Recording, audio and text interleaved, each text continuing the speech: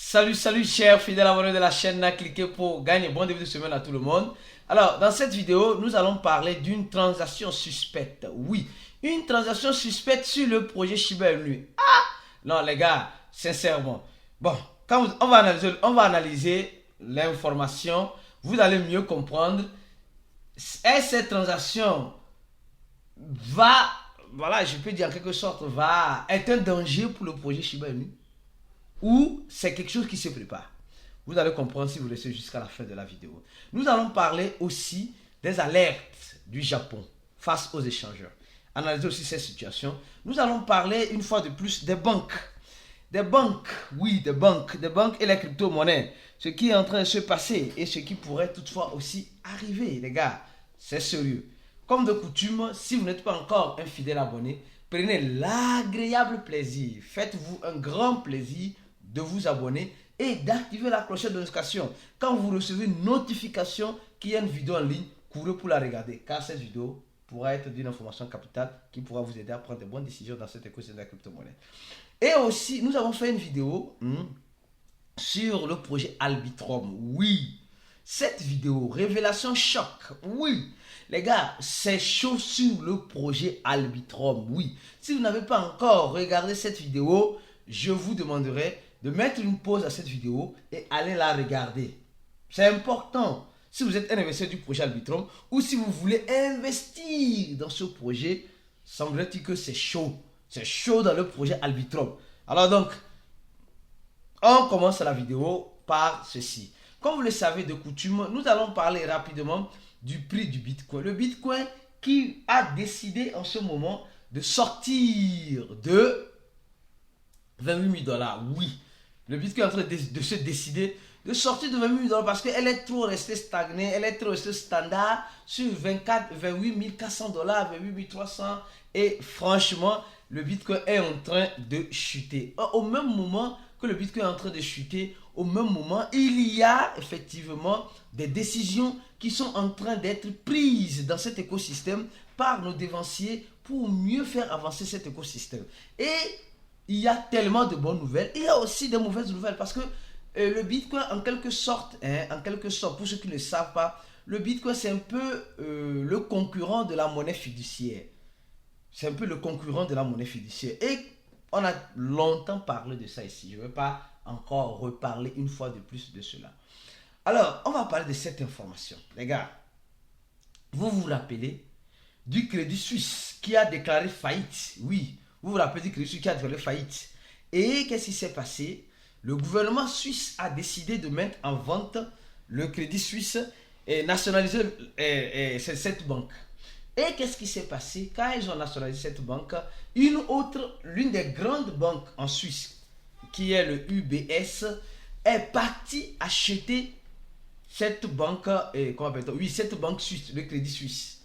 Maintenant, dans son achat, nous remarquons une chose. Nous remarquons que les fonctionnaires, il y a plus de 36 000 fonctionnaires qui ont perdu leur travail. Après ce réachat, il y a plus de 36 000 personnes qui ont perdu leur travail dans cette banque-là. Donc, au même moment, nous sommes en train de voir que le total des personnes qui ont perdu leur emploi avec le Crédit Suisse et avec UBS s'élève à plus de 100 000.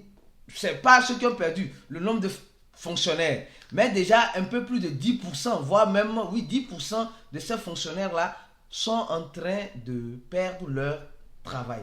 Les gars, pour vous dire simplement que quoi?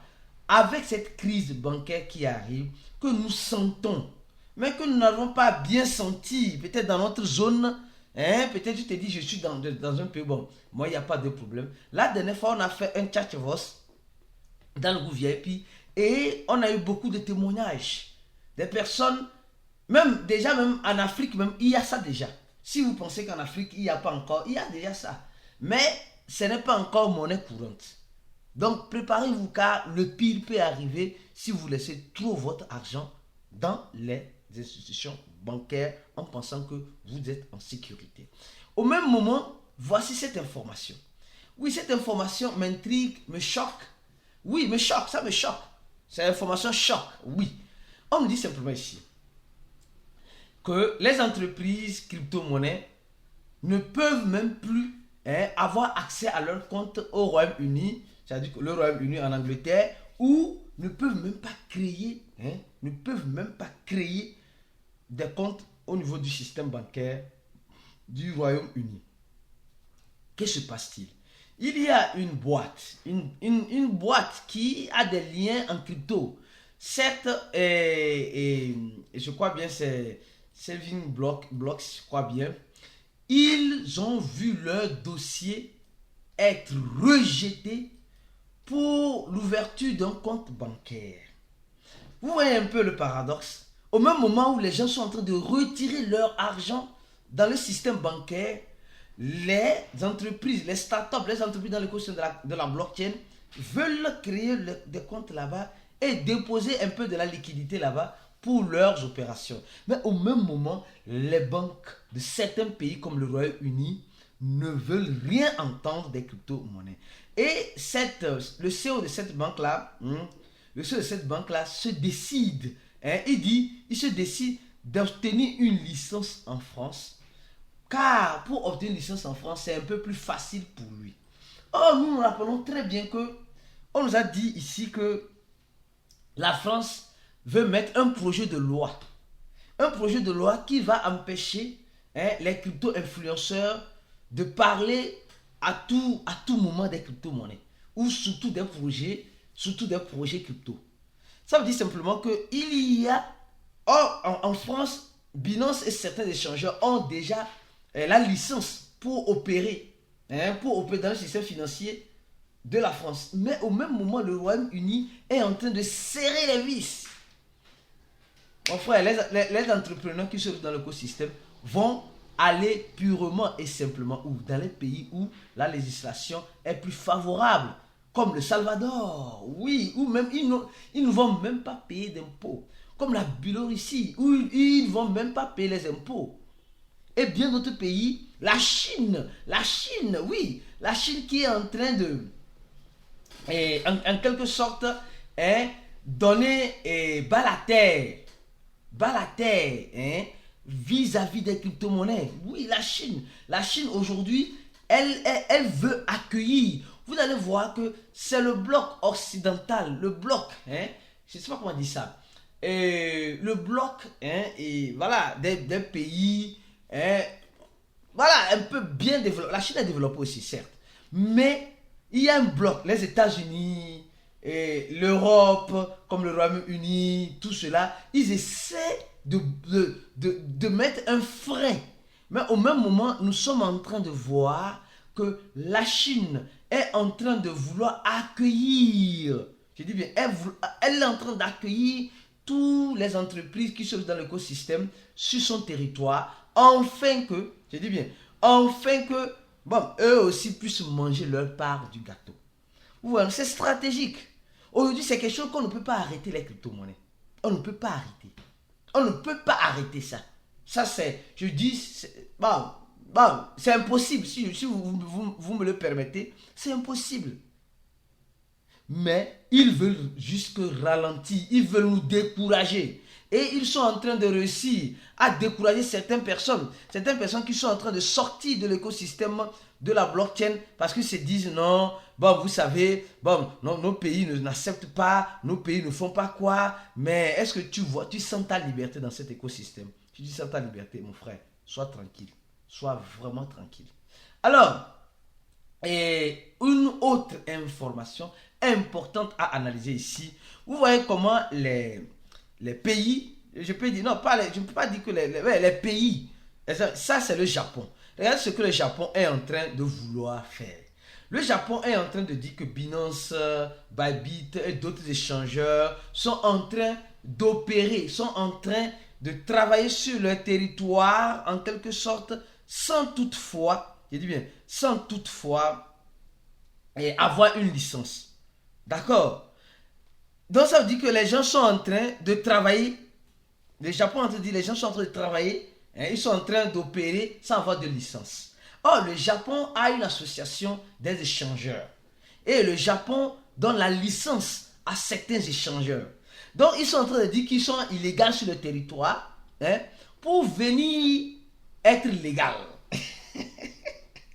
Les gars, ne prenez pas cette information-là à tort et à travers. Le Japon est en train de dire que certains échangeurs comme Binance et bien d'autres sont en train d'opérer sur leur territoire de façon illégale. Mais il les invite à venir être légal, à prendre la licence d'opération pour être légal sur leur territoire. Nous voyons combien de fois, vous voyez le jeu qui est en train de se jouer. On te dit que tu es dans l'illégalité. Mais on te dit, bon, mais il n'y a pas de problème, il faut venir, on va discuter. Je vais te donner l'autorisation pour que tu puisses être légal. Et c'est ce que les pays cherchent déjà aujourd'hui à faire. Ils n'interdisent pas les crypto-monnaies, mais ils veulent un cadre légal et un cadre souple pour que tout le monde puisse avoir l'autorisation. Donc, ne soyez pas surpris très bientôt quand vous allez commencer par voir d'autres échangeurs commencer par avoir des licences d'opération surtout au Japon. Je dis bien surtout au Japon, oui. Parce que ça commence comme cela et on sait comment ça finit. Alors, pause publicitaire. Si vous n'êtes pas encore, un abonné, abonnez-vous. Et mieux encore, si vous n'avez pas encore rempli ce formulaire-là, pour faire partie de notre groupe d'investisseurs fermés.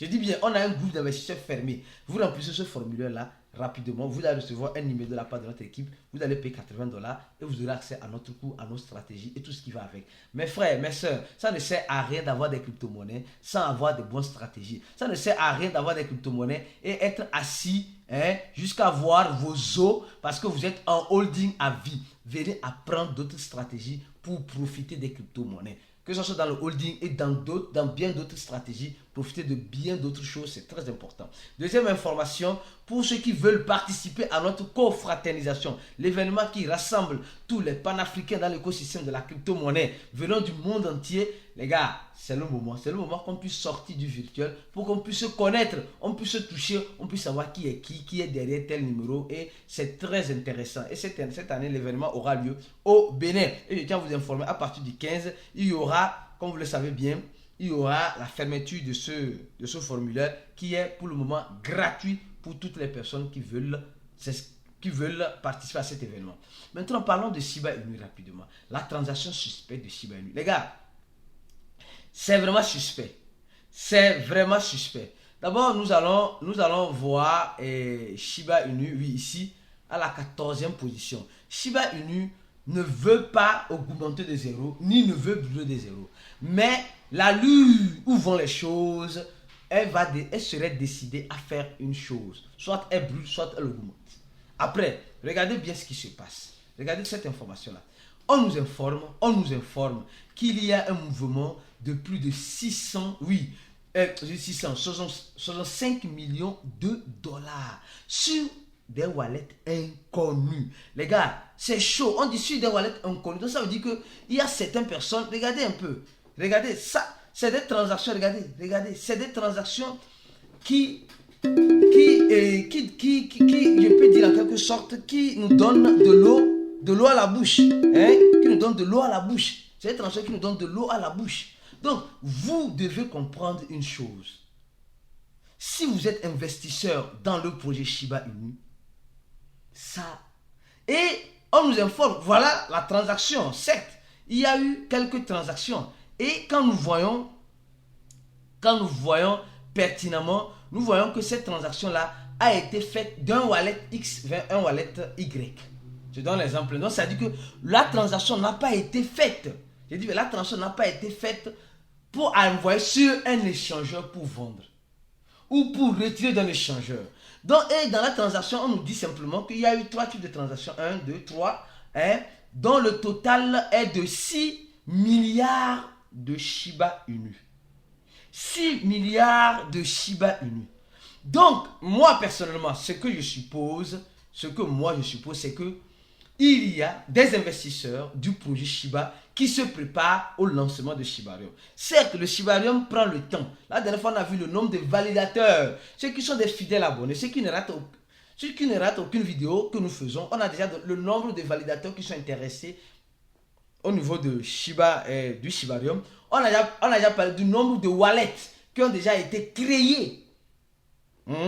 Et on a aussi parlé de quoi? On a aussi parlé de nombre de transactions, de nombre de wallets, je crois bien dans cette vidéo-là. Ce que sur nos vidéos-là, dans cette vidéo-là, dans celle-ci, il y a cela 2 jours. Donc, si tu rates les vidéos sur ces chaînes, il faut comprendre que tu ne vas pas pouvoir suivre l'information en temps réel. Donc, en ce sens, nous sommes en train de voir que le projet Shiba, il y a actuellement 65 millions de dollars qui ont été transférés vers différents wallets. Ça n'a pas été envoyé sur les échangeurs. La peur, c'est que ça soit envoyé sur les échangeurs. Ou, dans l'article, on est en train de nous dire, peut-être que c'est un échangeur qui est en train de faire cette transaction. Peut-être c'est un échangeur aussi, ça c'est des hypothèses, un échangeur qui se prépare pour quelque chose avec Shiba. Tout ce qu'on sait, c'est que quelque chose se prépare. C'est des transactions suspectes. Franchement, c'est trop d'argent en ce moment-là. Oui, c'est trop d'argent. Donc, ils transfèrent ça pour garder tranquillement ou pour envoyer sur les échangeurs ou pour se préparer pour le lancement de Shibarium ou quoi, on ne sait pas. Mais c'est des transactions qui restent toujours et qui resteront toujours suspectes parce que c'est des montants exorbitants, des montants pas possibles. Alors, donnez j'aime à la vidéo, partagez la vidéo, restez connectés pour la suite des informations sur ces chaînes. On se dit à la prochaine vidéo et ciao!